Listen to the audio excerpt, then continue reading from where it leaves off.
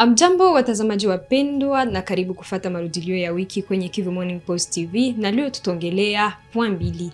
Ya kwanza itakuwa lancement ya ma examen d'etat yenye ilifanyika musite ya Sake, mais aussi iko na sous-point communiqué yenye ilitoka ya ku viongozi wa F123 benye bali interdire déchirure ya ma uniforme après passation à examen. Deuxième point, tutaongelea meeting yenye ilifanyika mu quartier Keshero 2. Karibu, na vile mnajua siko mwenyewe hapa kwenye plateau, niko naye Sophia Wilonja ambaye atatuelezea mengi zaidi. Karibu. Jambo tena watazamaji wetu wa Kivu Morning Post TV, jambo tena Ketia. Na asante kunikaribisha kwenye plateau ya Kivu Morning Post ndani ya kipindi ya marudilio ya wiki. Na gisi natoka kusema examen d'etat ilifika mzuri kabisa kwa salama, na examen ilikuwa lancé musite ya Sake ku présence ya ba autorité ba ASC M23, surtout vice-gouverneur excellence monsieur Shadrack alikuwa pale akalanse, wanafunzi wakafurahi kuona tena gisi mkubwa anaingia kwenye eneo yao, na examen ilipita mzuri sana, surtout hapa muvila ya Goma.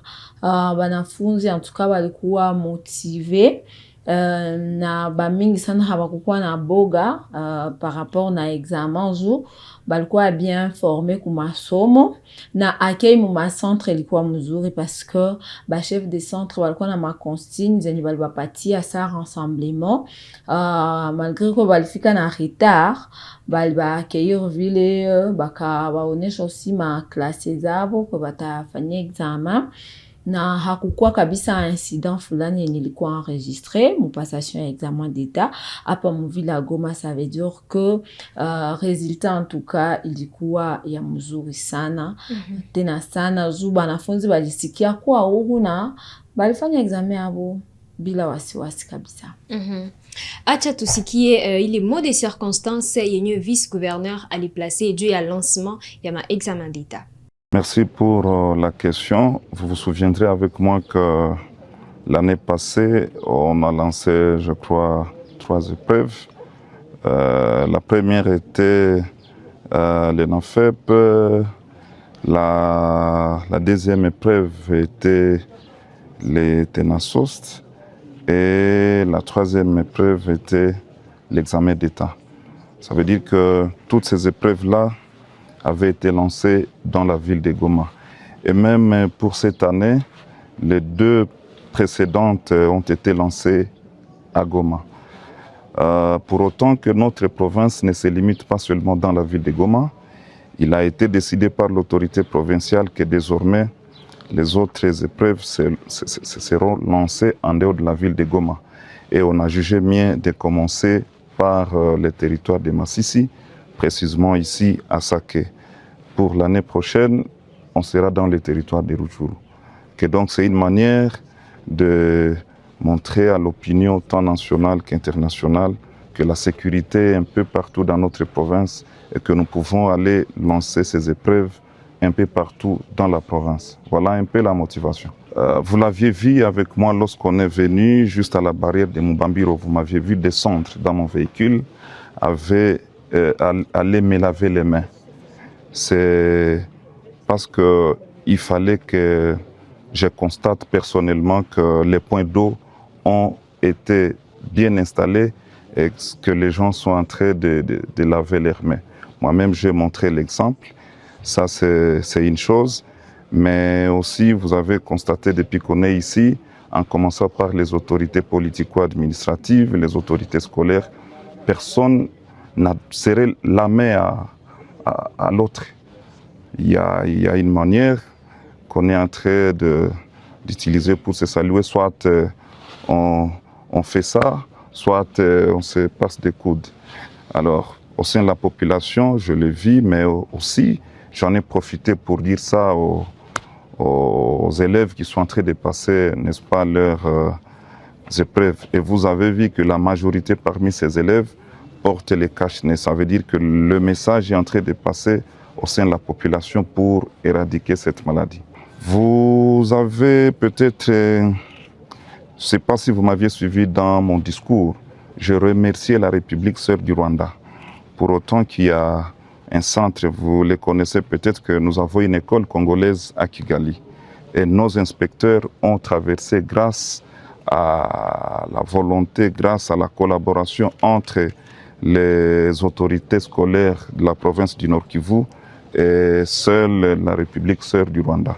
Jusque-là, ça se passe bien à Kigali. Il n'y a pas de doute. Na vile tulisema mwanzo, hii point ya kwanza itakuwa na point moya, ile communique yenye wakuu viongozi walitosha juu ya kukataza déchirure ya ma uniforme après passation examen d'état au après le 4e jour ya examen d'état. Keti ya examen d'état inapitikanaka mzuri sana, me ile 4e jour inakuwaka journée yenye wanafunzi wanakuwa sala biko na furaha sana. Banamaliza, wanasikia mwingine sasa après 12 ans ninatacha bleu blanc, ninatacha hii uniforme. Niko nasikia na d'habitude goma wanakuwa na ile tabia ya kudeshire ma uniforme. Mwingine anakuambia que kama wanachana uniforme yake ça veut dire que hata rudia tena. Zuiko na espoir ya réussite kwa façon ya diona d'ici anatumika ma examen.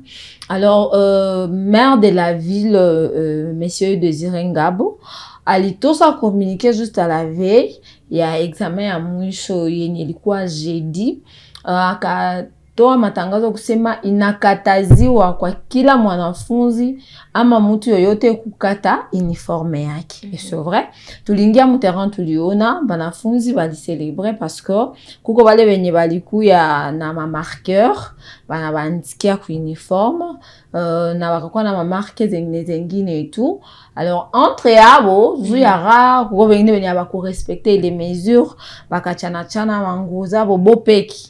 Donc hakukuwa mtu mwenye alibakatia, me abo entre abo wanafunzi banajikatia katia. Na tuka ni kitu ya mbaya sana juu wakati unakata uniforme, imagine uko jeune fille utarudia kunyumba namna gani? Unacha mwili yako unabakia wazi, na haiko bien. Utaweza savourer, unafurahi, unapana ile stilo yako kubwa, tuseme tunajua baita bakubwa ni wale wanasha kwa deja ku université. Alors banakuwa nakaribisha wale babule, sasa anampatia stylo usata naandika na marqueur, c'est fini et c'est bien. Mais tuliona Goma mouvement ilikuwa ya mingi, malgré walikuwa ifa en cachette ili kukata ma uniforme, mais quand même ba mingi balijikaza ku respecter, na wale walikuwa nafanya mu cachette tuna interpeller tu conscience yabo que c'est pas aussi bien comme tunatakia katia uniforme hana transport atafika kunyumba ina ngoa kukatika. Mais aussi faut tunaheshimia kanuni zenye zinakamatiwa na viongozi, itakuwa kutusaidia sisi sote. Na kwa pili gizi tulisema tutaongelea meeting yenye ilifanyika mu quartier Keshero 2, surtout yenye ilitourne sana ku domaine sécuritaire. Sophia Bilonda tena karibu. Keti ya kuganika question sécuritaire ni question yenye inatusaka sana population. Wakati sécurité iko bien assurée mu ville, mu ma quartier na mu ma avenue, population na sentiraka que iko à l'aise. Once tunapale ku station Simba, pale deja kunakuwa mouvement ya mingi sana, kunakuwa watu mingi sana. Pale kuko tora, kuko ma marché pirate, kuko arebiso. Donc unakutana que mouvement iko ya mingi na ba mwizi banakuwa sana. Alors quartier ya Keshero 2 ilipenda kuzogelea bakaji kuzua problème ni nini na nini walishona sa solution. Bakaji banaonesha combien de fois que premièrement ilikuwa sécurité. Leo kusimbo tutatembea na shakoshi yako bien, na hakuna mtu atakuchamua sakame, na hakuna mwenye atakuiba telefoni, na kulala unasikia unalala na uko bien, parce que les secteurs pas à partir ya 17h ti 22h mouvement haikataki. Na pale déjà ba mwizi wanawaka sana sana, mais pour le moment population a senti que quand même d'ici ba chef waliwatembelea bakatoa ile ilikuwa haja ya moyo wao wakaisema. Côté ya sécurité mon quartier Keshero 2 en tout cas sécurité iko bien, banalala bengine wanafanya activités zao bila boga na ni kitu ya lazima, na sécurité kakuwa déjà développement na kanaka mu eneo tabasaidia aussi développement na kuwa njele kujenga mamifia na salongo. Deja unakutana ke uko naanza tembea mu makartier, unakutana ke respect ya salongo deja naanza tosha matunda ya mzuri. Makartier zote zinakuwa safi kabisa. Tunawakaribisha kufata matemoignage za bakaaji, mais aussi ile mwenye wa kuviongozi waliplace juu ya ile jambo. Ujumbe walileta ilikuwa ni kuja kuangalia raia na kujua tatizo za raia, na zaidi sana kutuonyesha maendeleo gani ambayo inaendelea kuonekana ndani ya mjini tangu chama ifikie. Kwa sasa barabara zinajengwa na sekirite tuko mwe paraporo ya gisi tulikuwa mbele. Leo mweno na 5%. No, barabara haikuwa tena ndani maji. Baisha chimba mifereji na wangali wanatumika kama msafa. Ya maana nilisikia ni baligusia surtout sana upendo. Baligusia upendo. Bantu sensibilize kuona sisi tunaweza ishi umoja, masikilizano. Ya mafarakano ya ubaguzi wa makabila tuviache, tuishi umoja. Kwa ukweli tangu chama iliingia, security kabem iko bien. Tunasinzia kwa amani, wale ba mwizi ba kushamurana, wakulana vitu tubone tena. Tunaishi kabisa bien, amani iko. Tunaishi bien mkishio. Mu gouvernement zamani Simba ilikuwa nifasi kwenye hawezi tembea na amani, Bule moma security iko kusimba kabisa, watu wote washakuwa bien. Unaweza pita sana jisikia, unaweza rudia sana unapenda, donc amani kwanza kusimba ni sava. Asante bwana journalist, avec message ya wa mobilisateur ambao walifika kwenye eneo yetu ya Kateke Shero D.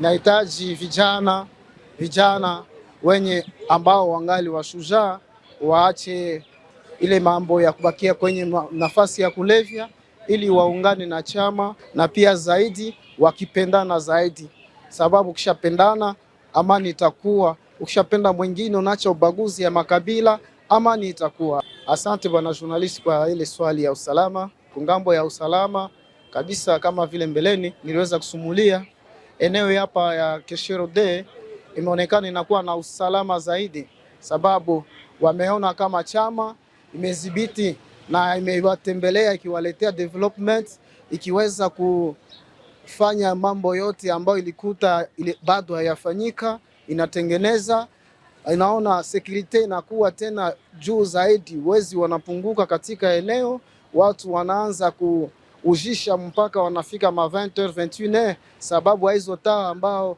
tuliweza kuwasensibilize watie kwenye duka za kwao kabisa, wakitembea wanaona kama ni mchana ijapokuwa ni usiku. Kuna wengi hata wanasahau kama watarudi nyumbani. Mwisho wa marudilio yetu ya wiki. Tunakushukuru mtazamaji mpendwa kwa kutufuata mwanzo hadi mwisho.